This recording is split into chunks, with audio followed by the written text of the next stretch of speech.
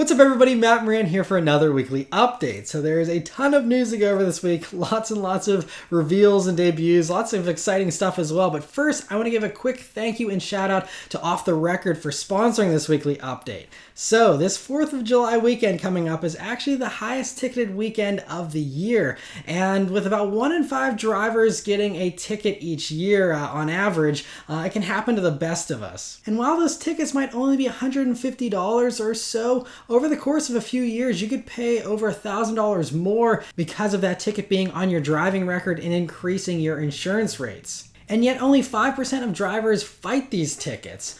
Off the Record does all that work for you and has a 97% success rate. They pair you up with one of their hand-picked lawyers in your area who does all the fighting for you, goes to court so you don't have to, and if they don't keep that ticket off your driving record or get the ticket reduced, you get a full refund. So download the app now or go to offtherecord.com/MMM to sign up and lock in a 10% discount that's good until 2023. Just use discount code MMM10. That way, if you do ever have the bad luck of getting a ticket either this weekend or any time in the future, you'll be prepared and ready to fight it. Alright, so for the first story this week, I'm telling you what, it is Christmas in July for Mopar fans, especially Mopar muscle fans here. There is a huge release of tons of new models here in the Mopar lineup, and it's all pretty exciting stuff. So first up, we have this sweet 2021 Dodge Durango SRT Hellcat. Finally, the Hellcat motor in the Durango here. All 2021 Durangos get a refresh, but the Hellcat is obviously the most exciting change here. It's going to run the same 6.2-liter supercharged V8 as the others, but it does make 710 horsepower in the Durango, slightly different, and that officially makes it the highest horsepower SUV you can buy new. This is actually, the 3 horsepower faster than the Trackhawk with its 707 horsepower. It does a 3.5 seconds 0 to 60, top speed is 180, and it all can do this while hauling 7 people, which is the most glorious thing about it. The fastest 3-row thing, it's just crazy. It runs the ZF 8-speed automatic and all-wheel drive still. It of course gets upgraded suspension, brakes to keep up with the engine, including a 6-piston front Brembo setup and 4-piston rear brakes on huge vented rotors. There's also better cooling so that it can actually handle track use, which I don't know who's going to take their Durango on the track, but you can do it. They have amped it up to be able to handle that. There's also a cold air scoop in the front bumper that comes at the sacrifice of the fog lights, which the fast Hellcat version here does not get. And then there's also better aero, like a rear spoiler now that makes 400% more downforce. It can also still tow 8,700 pounds. The interior gets the usual Hellcat improvements as well as the same improvements that the other 2021 Durangos are going to be getting, which I'll show here in a second. But the only splash of cold water on this news is the announcement that Dodge says that it's only going to be making the Hellcat Durango for 6 months. It says they're going to build as many as are ordered until they reach their production limit. So they're not artificially limiting it. It's just literally however many they can build and however many people order in that 6-month window. So I think to preserve production and build as many of these as possible, anyone who wants a 21 Durango should probably wait 6 months, let all the Hellcat people get their orders in so they can make as many Hellcat versions as possible, and then order your 2021 Durango sometime next year or something. Hopefully, they get as many of these Hellcats out as possible. They're saying that ordering is going to be opening this fall, with the first ones arriving in 2021, and there's no pricing for these yet, but considering the Trackhawk was $100,000 already, I would expect this to at least be $100,000, if not higher. So, but other news here with the standard Durangos, they get some nice changes for 2021 as well, including a new front end with restyled headlights, front bumper, and more angled grille, which all of them get. The hood is more aggressive now than before. It really looks like it's inspired by the Viper. It's so aggressive there. And then just a cool look. And the SRT model also gets a chin spoiler now, which is cool. There's also a new tow and go package that gives the RT model basically all the same features as the SRT version, just with a smaller engine. So you get the SRT wheels, fender flares, exhaust, electronic limited slip differential, active dampers, and Brembos. So it's basically exactly an SRT model, just with a 5.7-liter V8 instead of the 6.4 you get in the SRT version. The SRT improvements also allow it to have the same tow rating of 8,700 pounds as the SRT version, which is an improvement over the 7,400 pounds you usually get on the RT versions of the Durango, so that's nice. On the inside, the dashboard has been redesigned on all the Durangos here, and the infotainment is now angled towards the driver there more. The screen now runs the new Uconnect 5 software and is 8.4 inches as standard, but there's this new 10.1 inch display on the higher trims, which brings a wireless charging pad along with it. It has smartphone integration as standard on all these screens and stuff, but a nice improvement in screen size there. And great to see those new Durangos, which I think will be showing up also around the fall or so here.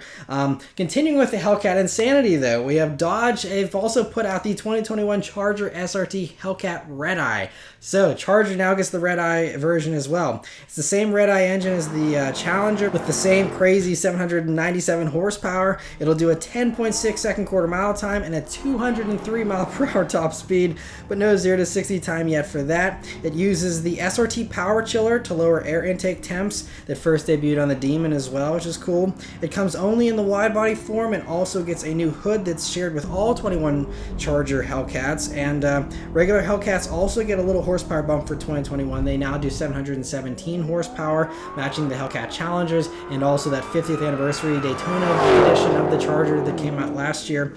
So they're all 717 now, which is great. They're all going to be available to order this fall, with cars arriving in early 2021. So awesome to see that. But that's not all. There is one more crazy Hellcat variant here. Dodge has revealed the 2020 Challenger SRT Super Stock. And so this builds on the Redeye to make a slightly slower Demon, basically. It does 807 horsepower, which is 10 more than the Redeye, but still 33 less than the Demon, technically on its race gas setup, but it's only, the Demons on pump gas only do 808 horsepower, so this is only down 1 horsepower.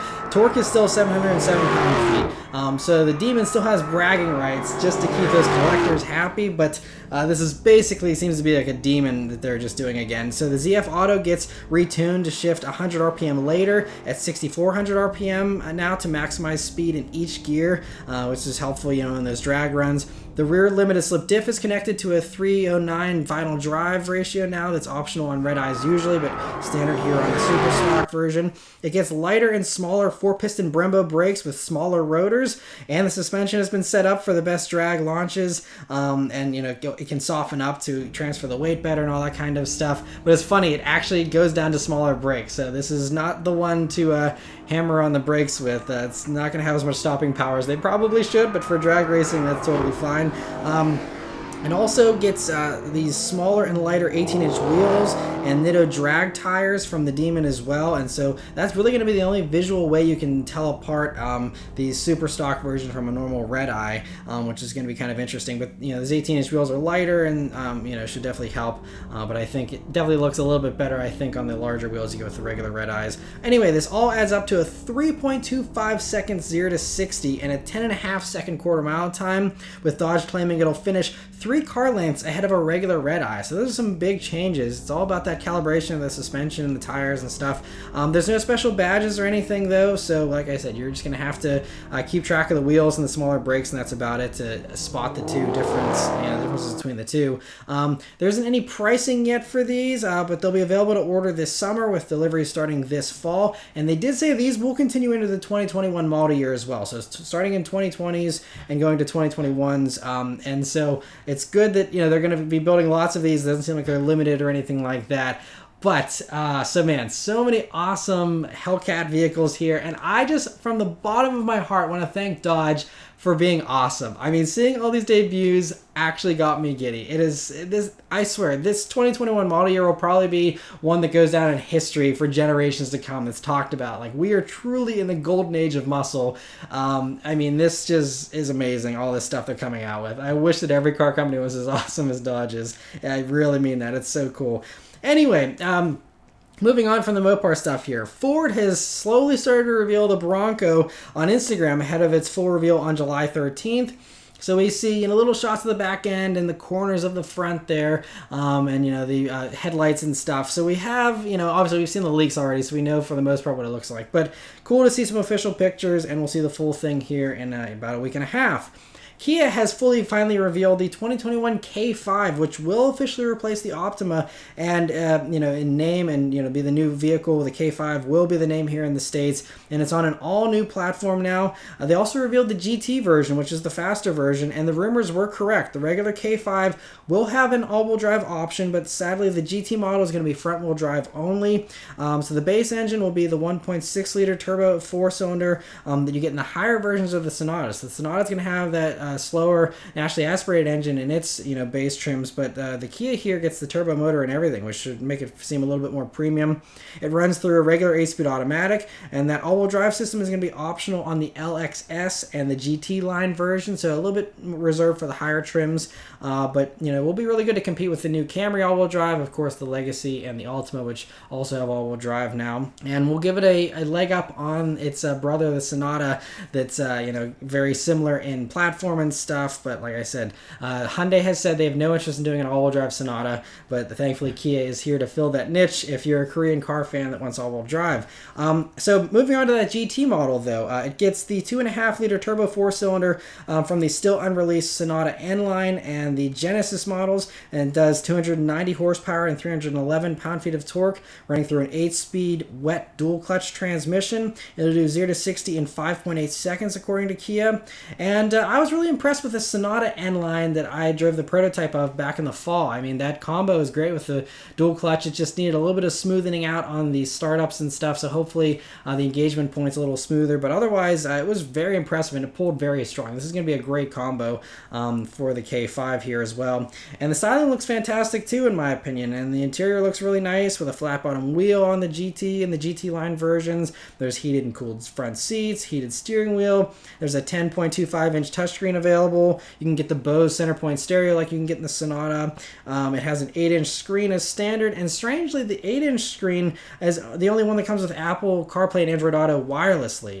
You can have it wired in with the 10-inch screen, but it's only wireless on the 8-inch screen, which is strange. But anyway, these are going to be on sale this summer for the regular versions, and then they're saying that the GT versions are going to be coming this fall. We don't have any pricing for them yet though. Volkswagen has revealed the refreshed 2022 Tiguan. We're really getting ahead of ourselves here. It'll be a 2021 model in Europe and arrives this month there. And they knew that we'd see it anyway, so they figured they'd put it out there for us, even though it's a long ways off for us here in the States. They're saying we're going to be getting it in the fall of 2021. So we are like a year and 3 to 6 months away from that showing up, which is kind of crazy, but that's why it's going to be a 2022 model year here. I'm not sure why there's such a delay. These pictures you're seeing though are for the European model, which is a little shorter than the version we get here in the States, but otherwise should be identical. And so for our cars, we'll still get the same front end and back end with these sharper looks, which I think look really really good. It also gets new wheels and colors on the outside. Inside it gets the new Volkswagen steering wheel, digital cockpit, 8-inch touchscreen, and capacitive climate controls, just like the Arteon that was refreshed last week. There's also new seat colors and designs too. Mechanically, it's the same aside from some minor software changes to the calibration of the engine, but it's all the same, horsepower and stuff. Europe does get a new plug-in hybrid version as well as a Tiguan R in Europe. And Volkswagen said on a conference call with journalists recently that the R is unfortunately not in the cards yet for the United States, but added that they're working on finding a way to bring the R here eventually. It seems like they want to bring it here. For some reason, there's a hold up or some reason why they can't. Hopefully they can get over that and bring it here anyway. But for those in Europe, it does 315 horsepower combined with the new R Performance torque vectoring all-wheel drive system, which is the same exact setup that the Arteon R uses that was just revealed last week. It's basically a pumped up version of the Golf R motor, which is cool. And anyway, so interesting to see that, and hopefully Volkswagen brings the Tiguan R here sometime soon. And Audi has revealed the refreshed 2021 Q5. And so on the front here, you can see it gets these new LED headlamps, new grille, bumpers, all that kind of stuff. But the real excitement is on the back of the SQ5 models, where it gets OLED taillights now for the first time that are optional on some trims and standard on the Prestige model. And they did say that that'll eventually roll out to other trims and lower versions and stuff like that too. And these are legal in the States. I know a lot of the cool fancy lighting stuff we aren't allowed to get here in the States due to our outdated laws, but these will be coming to the States, which is really cool tech. The interior also gets this new infotainment system with a 10.1-inch touchscreen. It has wireless Apple CarPlay, but I believe Android Auto is still only wired in, if I'm reading the press release correctly. I'm not sure why one would be wireless and one wouldn't, but I think it does have at least both integrations. But mechanically, the regular Q5 is going to be getting 13 more horsepower from the 2-liter turbo that does 261 horsepower total now, along with 273 pound-feet of torque. All models get all-wheel drive and a 7-speed automatic. They also get a mild hybrid tech setup going on in it as well. I believe it's 48 volt, but I'm not sure. The SQ5 engine is the same as before, so there's no changes there. And pricing, though, is exactly the same as the 2020 model. So even though you get all these nice improvements, there is no increase in price, which is kind of rare. So that's nice to see. And it's going to be arriving in dealers this fall. Audi has also fully revealed the E-Tron S and E-Tron S Sportback after showing us most of it already back in March. We already had the specs back in March, and there's very gentle camo on the car, so we could still kind of see everything. But anyway, now we see it fully, and it looks sportier than the regular E-Tron, thanks to fenders that are 2 inches wider. It has sportier bumpers and wheels as well. It does 496 peak horsepower and 718 peak pound-feet of torque for 8-second bursts. Then it drops down to 429 horsepower and 596 pound-feet of torque, which is still no hardship. 0 to 60 is 4.4 seconds. It uses the same battery as the regular e-tron, and on the more generous WLTP ratings, it'll do 223 miles on a charge. Here in the States, it would probably, I'm guessing, be under 200. Brakes and suspension are beefed up as well, of course, here to handle the extra power.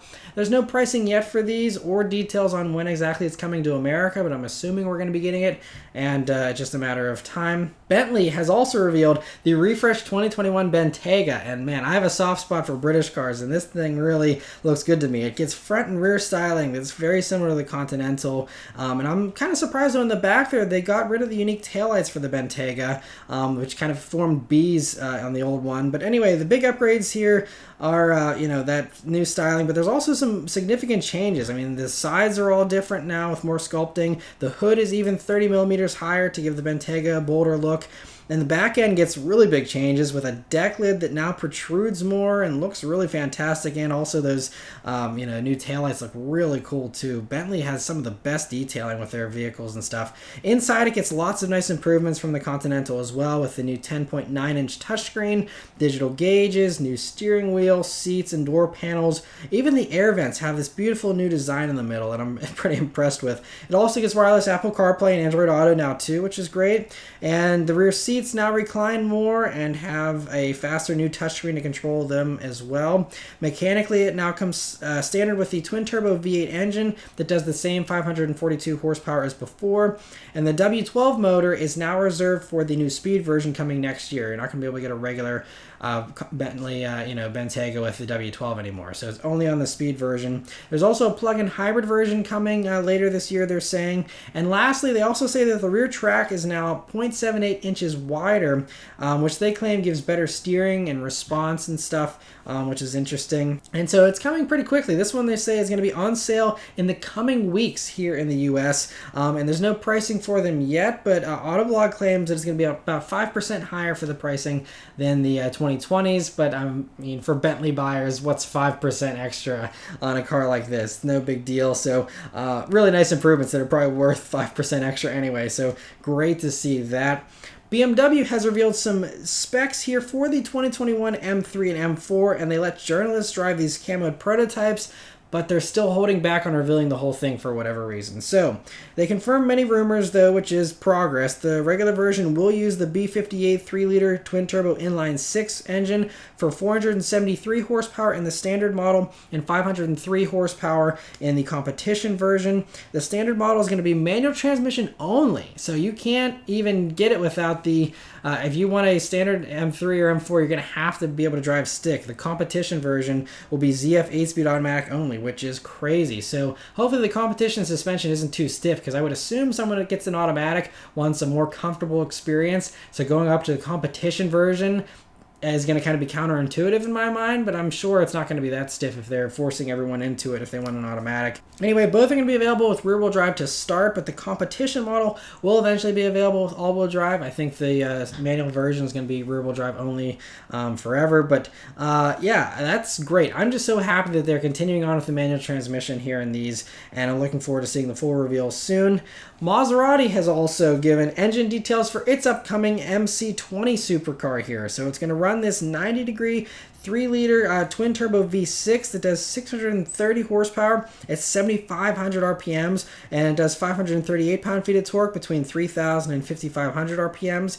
Red line for this motor, though, is 8,000 RPMs, nice and high. It's going to be built in-house, too, so they're fully throwing off all the Ferrari stuff, although there's rumors that this motor is based on the Giulia Quadrifoglio's twin-turbo V6, and that was a Ferrari motor with 2 cylinders lobbed off of it, but this seems like it's very heavily reworked if it is, sharing anything with that engine. So it is going to be totally built by Maserati now, which is cool. Because it has that higher horsepower number than the actual V8 Maseratis currently, I'm betting, this is just my speculation, but I'm assuming that this motor will eventually be spread out in the entire lineup that uses V8s and, be the new motor for, the performance variants of those vehicles at least. And yeah, so cool to hear about that, and excited to see the full reveal of the MC20 here later this summer. Porsche has revealed the new base model for the Taycan this week, but for right now it's only for China. And so it ditches the front motor to go rear-wheel drive only for this version and cuts about 20% off the price of the Taycan in the process. It also gives it better range, but less power with 402 horsepower total and a quoted range of 257 miles on the very generous NEDC cycle with the 79.2 kilowatt hour battery. The upgraded 93.4 kilowatt hour battery will give it 469 horsepower and 304 miles of range on that generous cycle.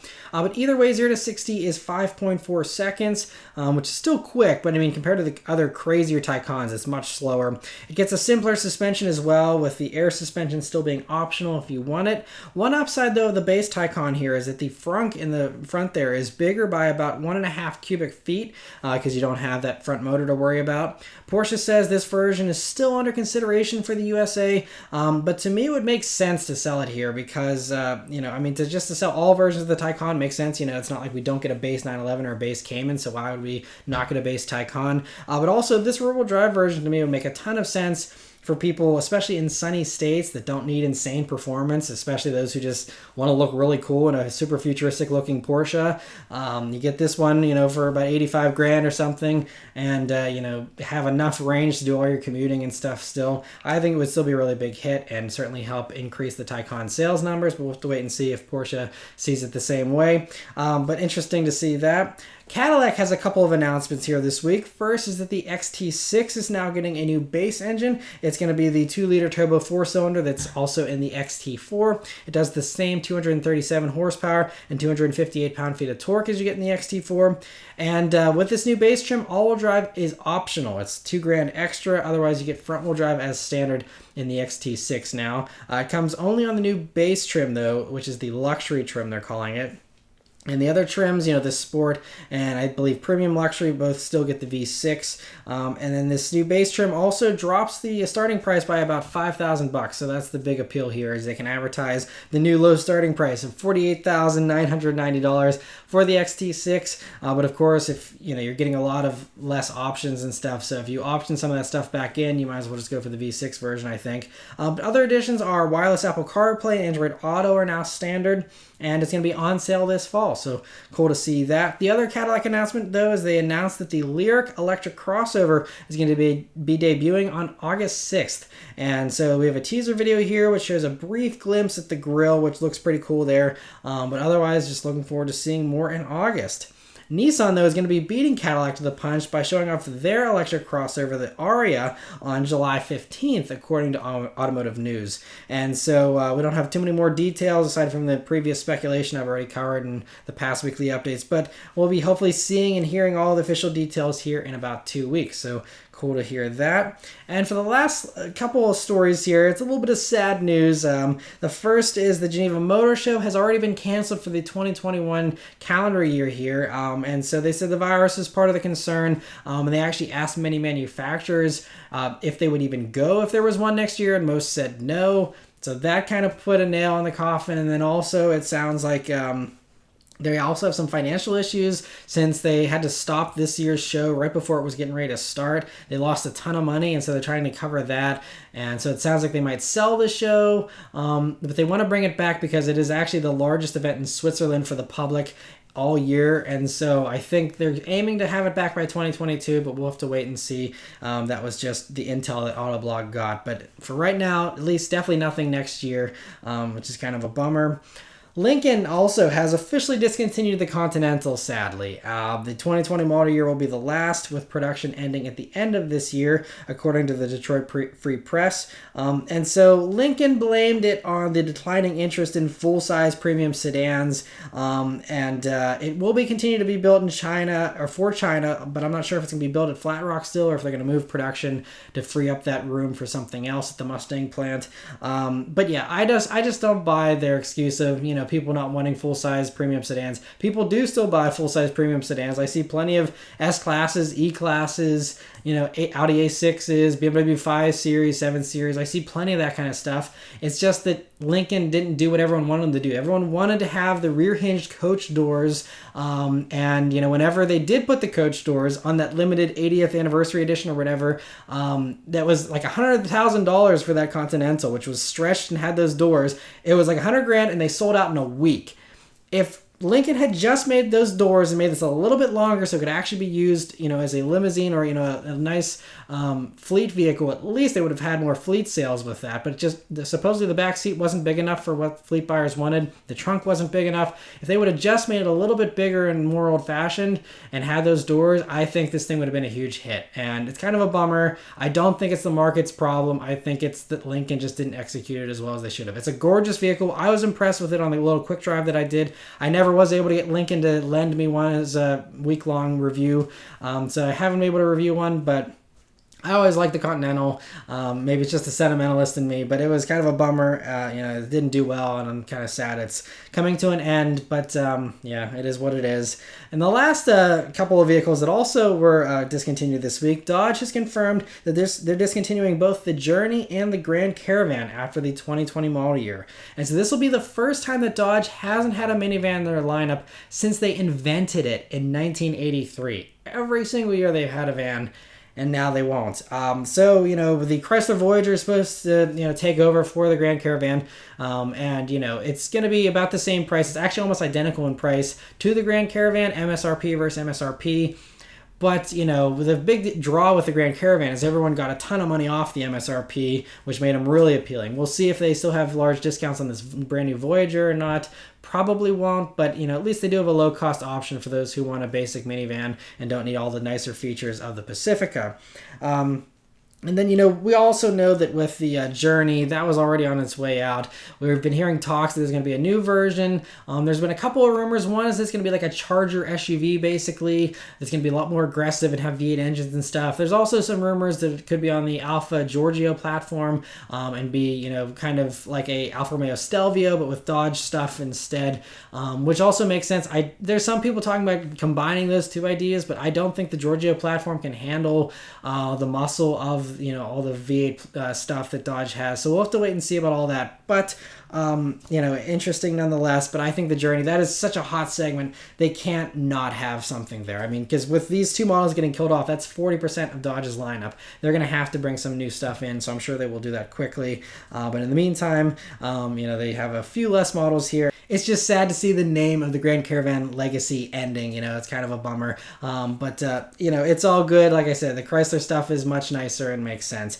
But yes, that's it for all the news this week, guys. So let me know your thoughts and everything in the comments below. Thank you guys very much for watching. Please continue to stay safe and healthy, and I'll see you guys on the next one. Take care.